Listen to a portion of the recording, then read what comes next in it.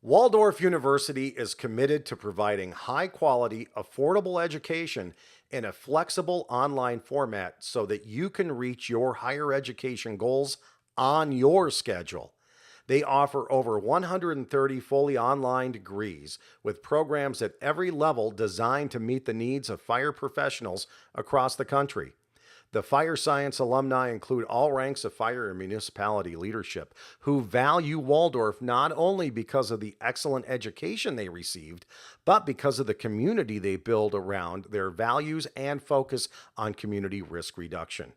Waldorf University is more than just a college, it's a community. Their mission is to educate the whole student, and by keeping you, the student, as their focus, they're able to help you succeed personally, professionally, and academically. Blue Card users receive a 10% discount on tuition and credits toward their degree. For more information, go to waldorf.edu/lp/blue-card for more information or check out the show notes for the link. Ignite your future today and start your higher education journey with Waldorf University.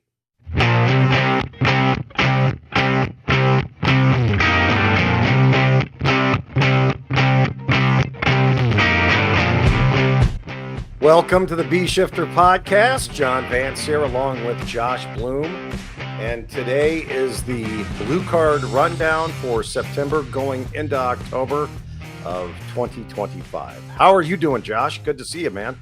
I'm doing great. And good to see you as always. It's been a little bit. We've been on a silverback run here on the podcast, so we haven't had you on for about a month or so. So it's good to see you again, and we're certainly looking forward to being in person next week in Sharonville, Ohio, at the Blue Card Conference. You all ready for that? Yeah, I mean, I think we're all ready to go. We sent some emails out this morning and followed up with some presenters, and then anybody who's attending, make sure you download the WOVA app so that you see what the entire agenda is for the week. You can make your plans of what you're going to do for the general sessions on Thursday and Friday, and then there's an agenda on there for those that are attending the pre-conference workshop starting on Monday, a week from today. We'll start the CERT lab, and then Tuesday and Wednesday we got the other 4 workshops that we're doing. I think we about 125 people for the workshops and 400 and something, I think, altogether for the general session. So yeah, looking forward to catching up with everybody and rolling out some of the stuff we've been working on for this last year, talking about where we've been and where we're going.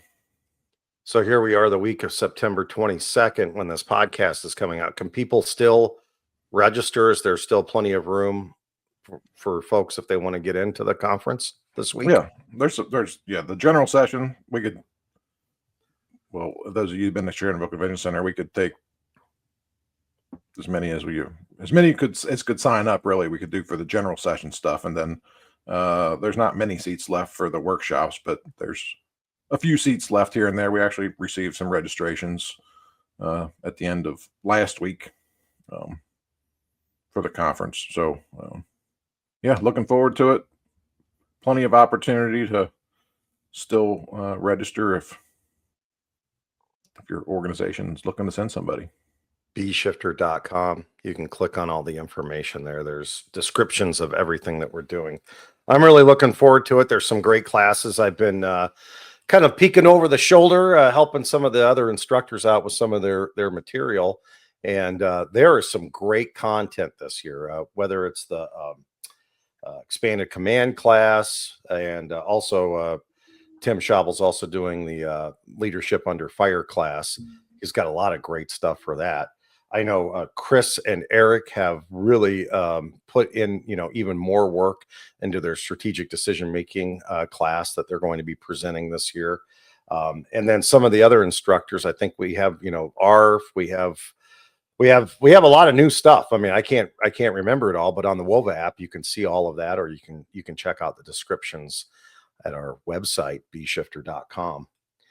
Yeah, a big thing is Terry and Pat will be given, where are they with the Silverback leadership stuff? So A year ago, they launched that actual online, the first one at the conference.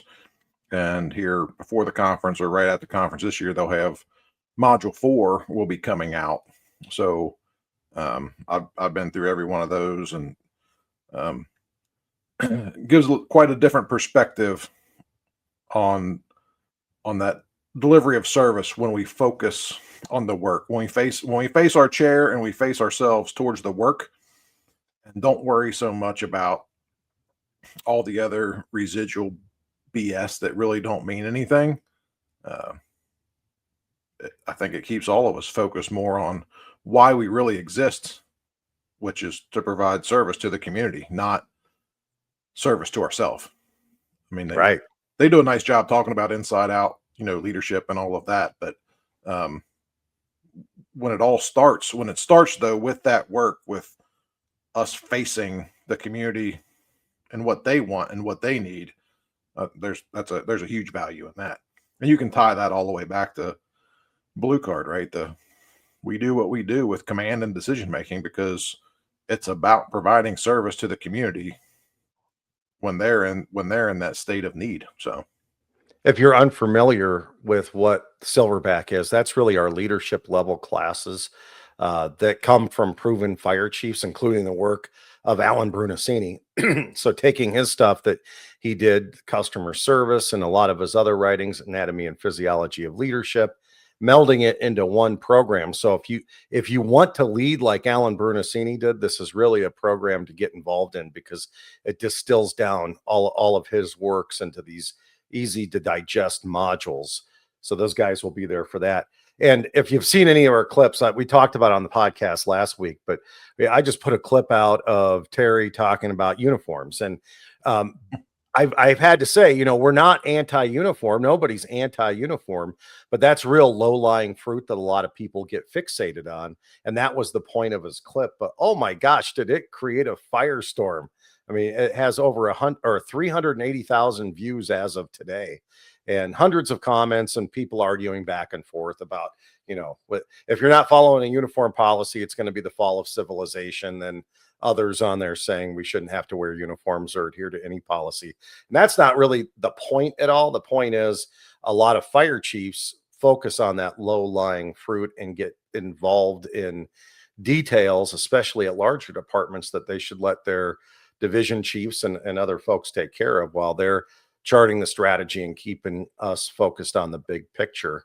And we talk a lot about that with the Silverback program. So that it's a great program because I really tried to follow what Alan Brunacini did as far as being a fire chief, but it's all over the place because there's books and videos and stuff.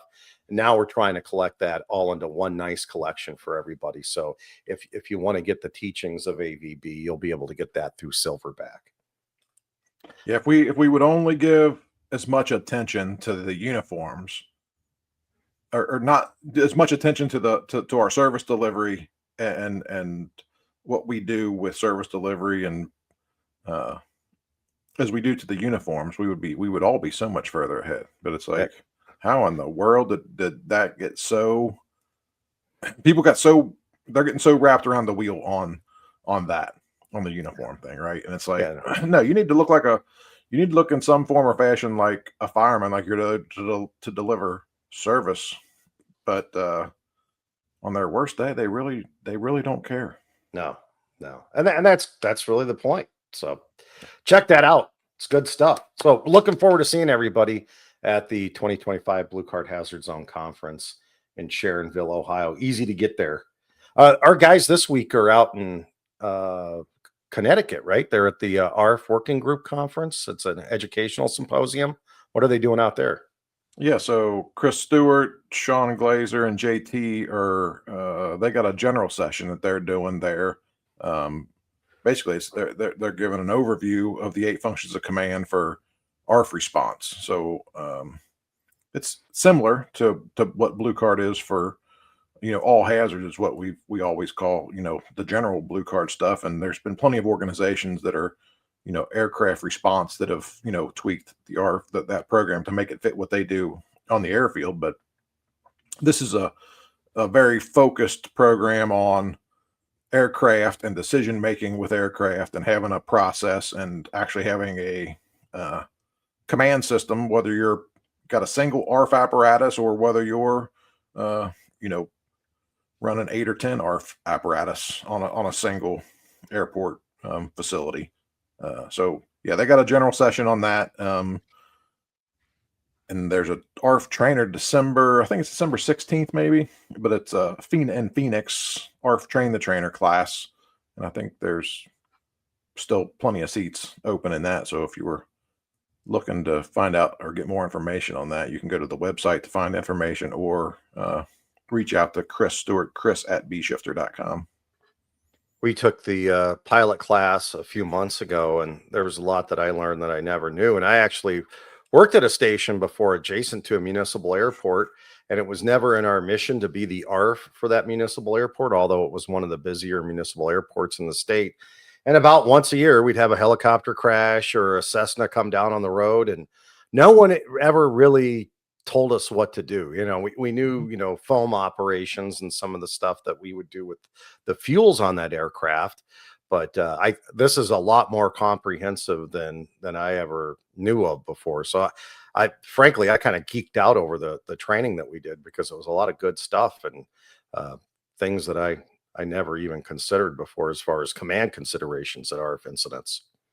Yeah, and they've built some, they got the tactical considerations modules for different aircraft, and then the simulations that they have already are fantastic. Everything from a inbound flight emergency with you know potential brakes on fire or brakes on fire to an escalated incident where plane versus building on the ground. So yeah, and they're going to keep expanding those modules too as that group continues to come together and gives focus to the ARF module, just like all of us that are working on the all hazards blue card program continue to refine it. They're going to do the same with that. So Well, if you're out at the Mohegan Resort for the Blue Card I'm sorry, the ARF Working Group Conference, focusing on education, look for the Blue Card guys, Chris, JT, and Sean out there, and you'll see them up on the main stage at some point. So look them up and say hi if you happen to be going to that conference. And definitely check out our ARF program if you're interested in that. The rest of 2025 looks to be filling up here, Josh. I know we just have a few seats left in any of our train the trainers. So how are those looking?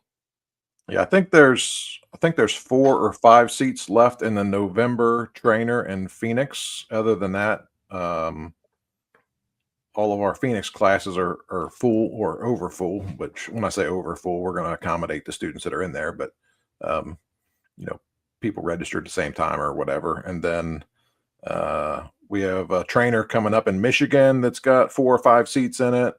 We have the Kernersville Mayday Management class, which probably has 6 or 8 seats left in it.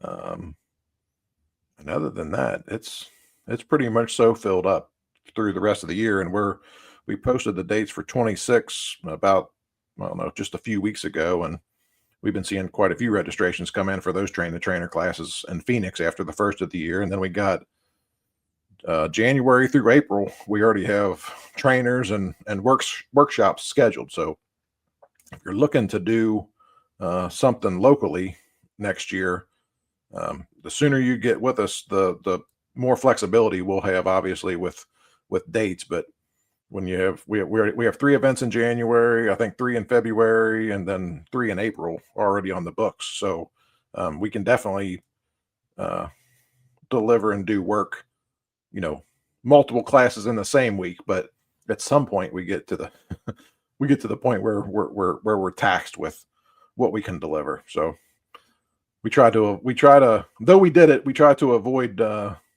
what we're doing in September and October this year with I think 5 train the trainer classes and a workshop and 2 conferences and then our own conference in September, and then pretty much the same thing in October.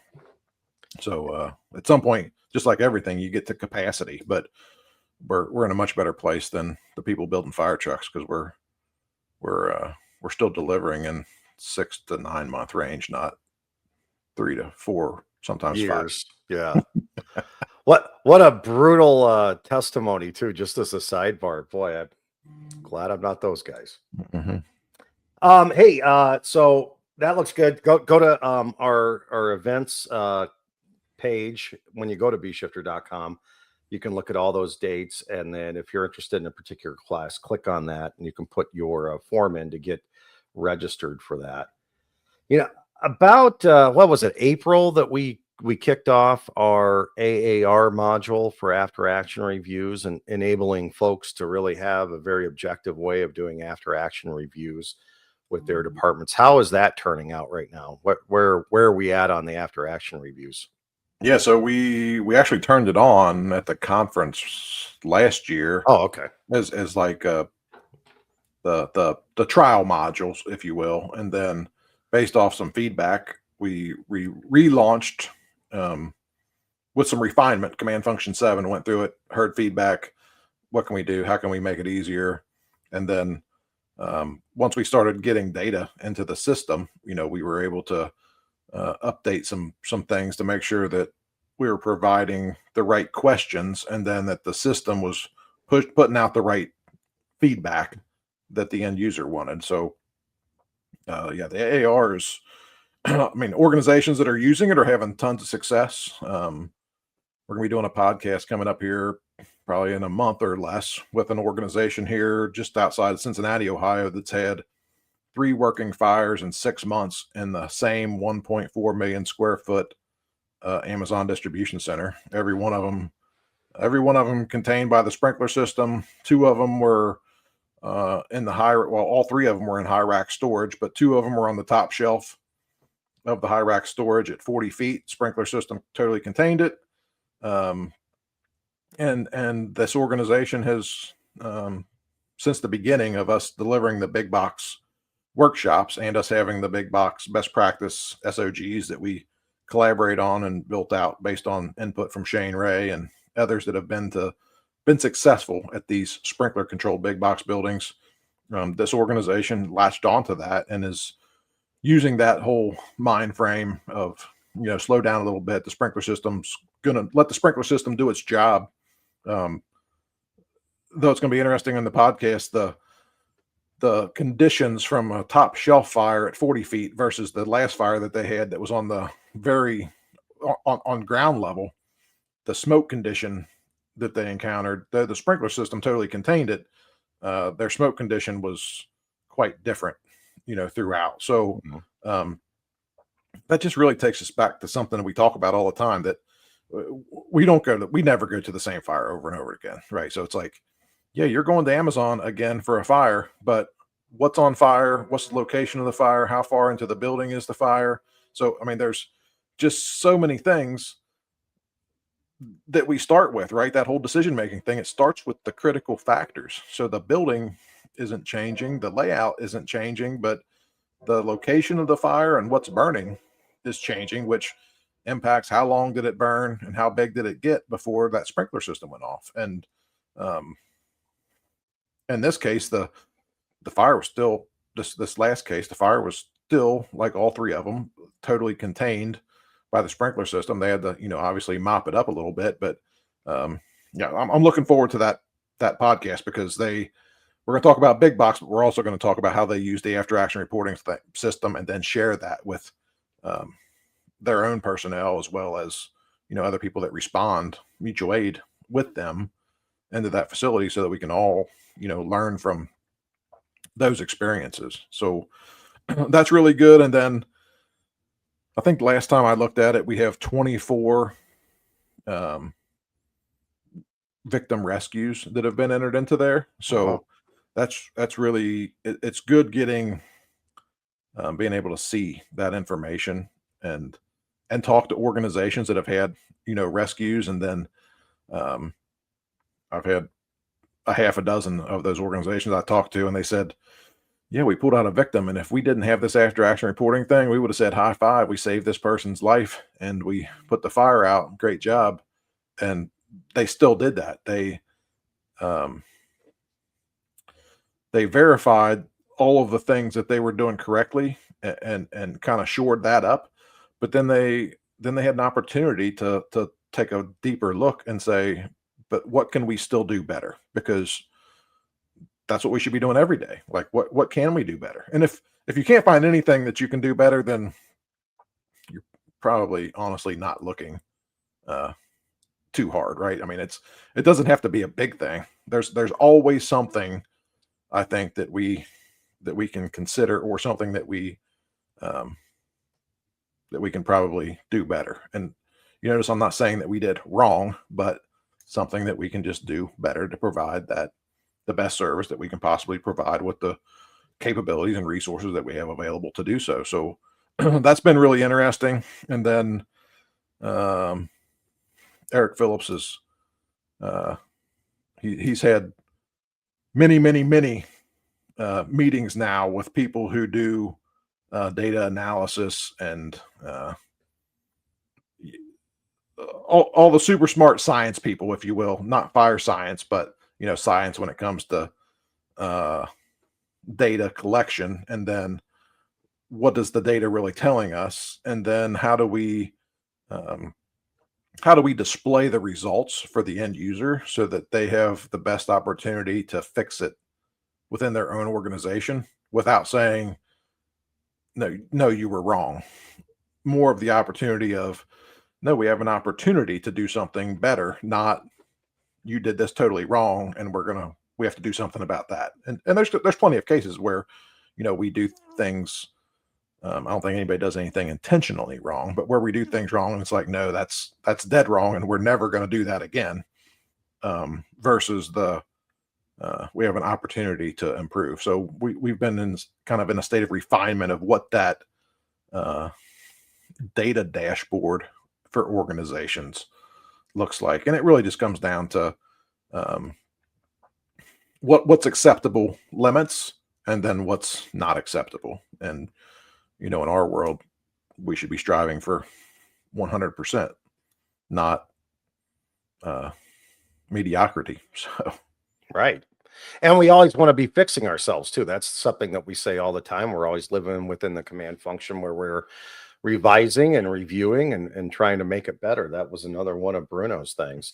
So with that on the AAR module, they're adding a couple other features to that too. I see that are going to be turned on soon.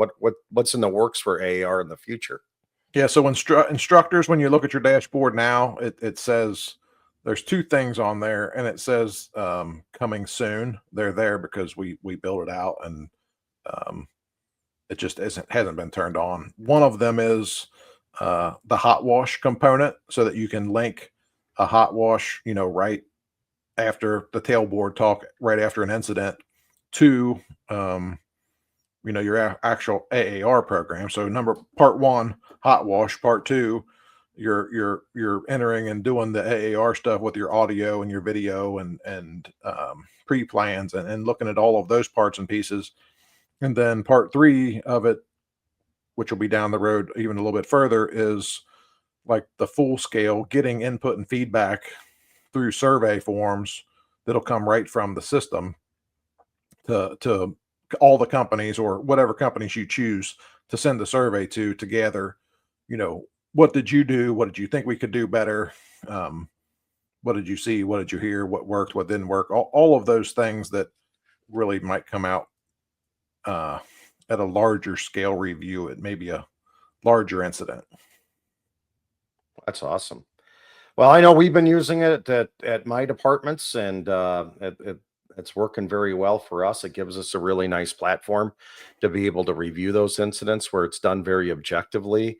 And I think just the format, and not that we had a huge problem with this anyway, but it just seems like people don't take it personally when you frame it the right way and you're doing it in this format versus Billy, I didn't like what you did on this incident, or Jimmy, you could have done a better job on that size up. We can actually listen to it now, judge it using the same criteria as we judge everything else, and make it just kind of a nice objective way to learn and improve. Yeah, I'm looking forward to that. the beautiful thing with the AAR is it's the AAR part is based on the SOGs and best practice and the training that we provide. So it takes the emotion out. It's as long as you're doing as long as you've told people what to do, and then you've taught them how to do it, the AAR should be no surprise and no hurt feelings to anybody. Hmm. It Yeah. should, what it is a lot of times a reflection of the organization. As Eric Phillips says all the time, why do I keep going to training and training on the same thing that we do really well? And everybody says that we do really well. But meanwhile, there's a list of things that we've identified that we can do better, but we don't address that. It's like, but that's a Well, we'll problem. we'll help you out on that. Get into our after action reviews and use that module. It's available to blue card instructors. So it's not on everyone's dashboard. You have to have an instructor license, but you can share it then after you do it with those in your organization. The other thing I just wanted to mention on there too, because we only talked about it really once, is we added the data exports that are on there now.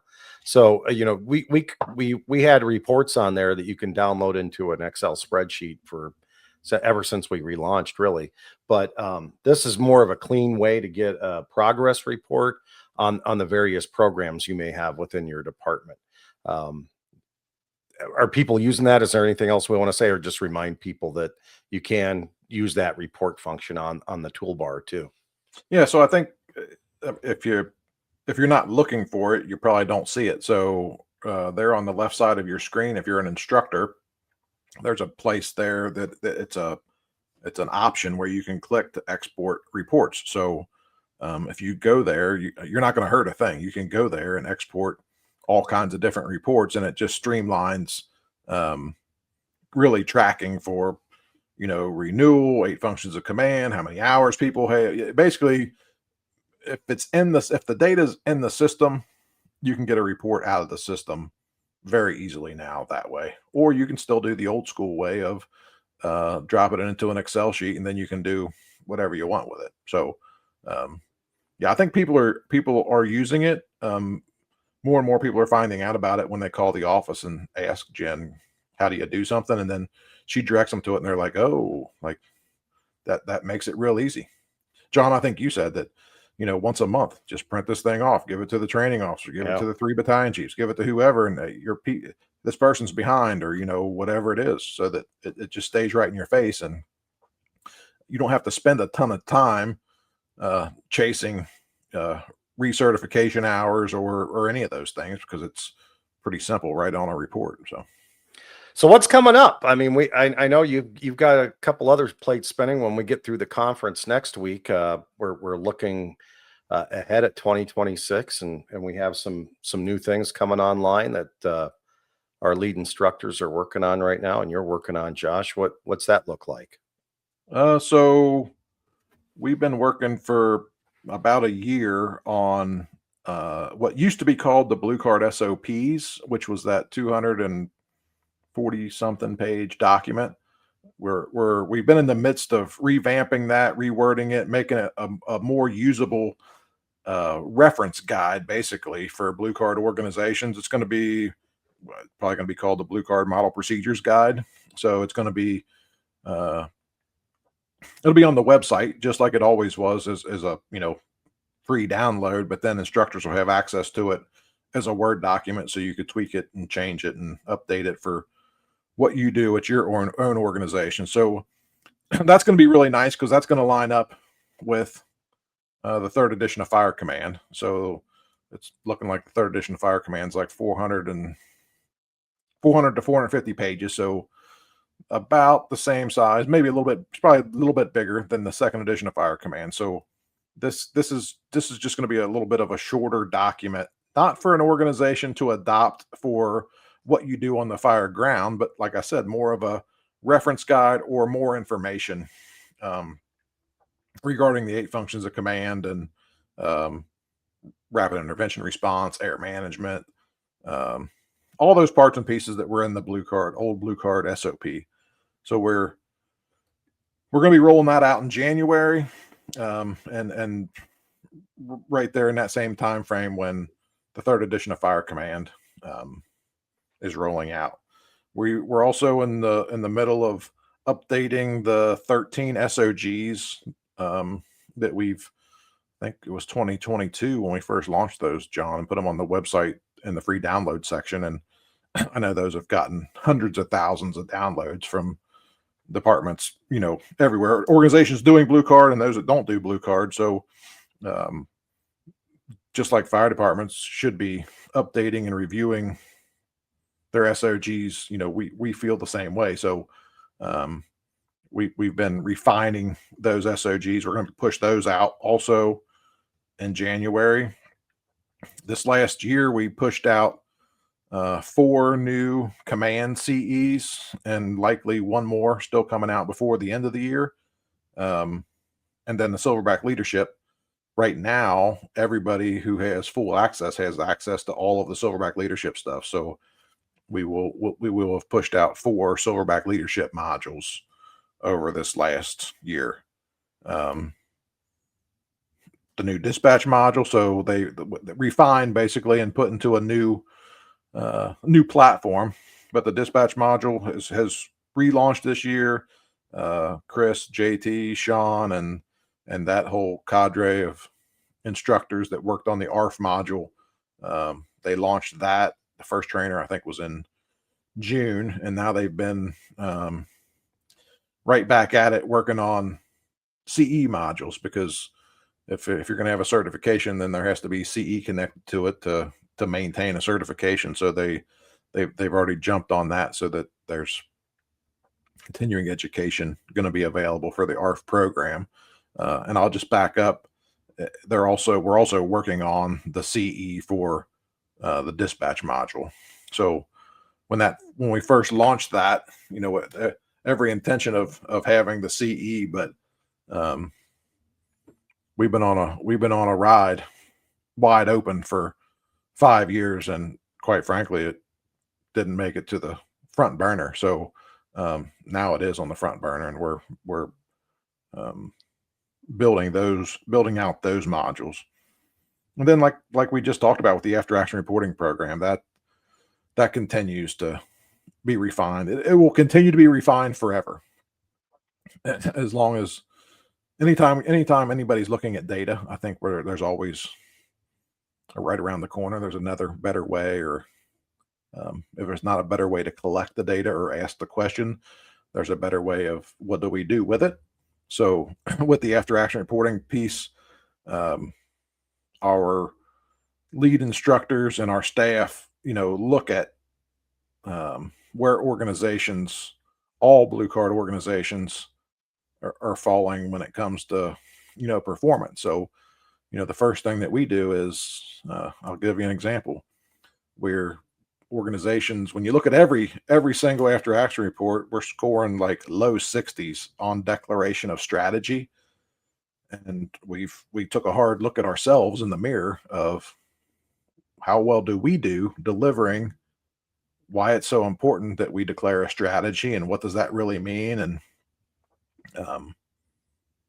so we're revisiting how do we address that, if it's indeed a training problem on our end. Are we giving the instructors the tools that they need to get their students in their own organization to to give the strategy, not once but 3 times, right? Initial radio report, follow-up report, during a command transfer. So so we're looking at that. So with that said, we're in January, we will also be pushing out a bunch of updates to the day one PowerPoint. We haven't done a lot of updates with that in a couple of years. So based off of end user customer input feedback, we're making some updates and changes to that. The biggest change is going to be how we deliver the 5-day train the trainer session, so that we, based on feedback from end users again, that we make sure that we're covering everything that we need to cover. And then as we continue to evolve and add parts and pieces and components, making sure that we're covering all of that during that 5-day class, and then continuing to support it, after the instructor leaves class and goes to deliver. So I think we do a really good job supporting instructors already. I mean, if you have a question, don't sit there and try to figure it out yourself. Pick that phone up and call the office or email or call any of us, and we'll help you out with it. But I know that everybody in the office does a really nice job on that support piece. Jen gets an email this morning, and 10 minutes later, she was sending them an answer. And we didn't fix the problem already, but we already addressed it for the person, which in today's world, I think that's unheard of. You don't even get transferred to another country. Yeah, and no bots. We don't have a bot helping you out. It's actual people that know what they're talking about. So that's one of the nice things about our customer service. Well, we wanted to hop on today and just give everybody a bit of an update on where we're at. We like to come on with these blue card rundowns to give everybody an update on where we are with programs and dates and what's coming up through at least next couple of months. So I'm sure we'll do one or two more of these before the end of the year and get people together. Did you have anything else today for us, Josh, before we go? I don't think so. I'm gonna jump back on my computer and get some other stuff tied up and wrapped up for the conference. That will, yeah, 6 days away now. Yeah. 5 days. 5 days. You guys will be here, so yeah, Yeah. I'm looking forward to it. It's gonna be a good time. I am too. Thanks for all your hard work that you've done on it. I know it's occupied a lot of your time, especially since it's there in your backyard, but you're the driving force behind this. So thanks for all the effort you put into getting all of us together and giving us some continuing education that's going to help develop our command skills. So I do appreciate it. Well, we'll see you next week, Josh. Thanks. Thanks, John.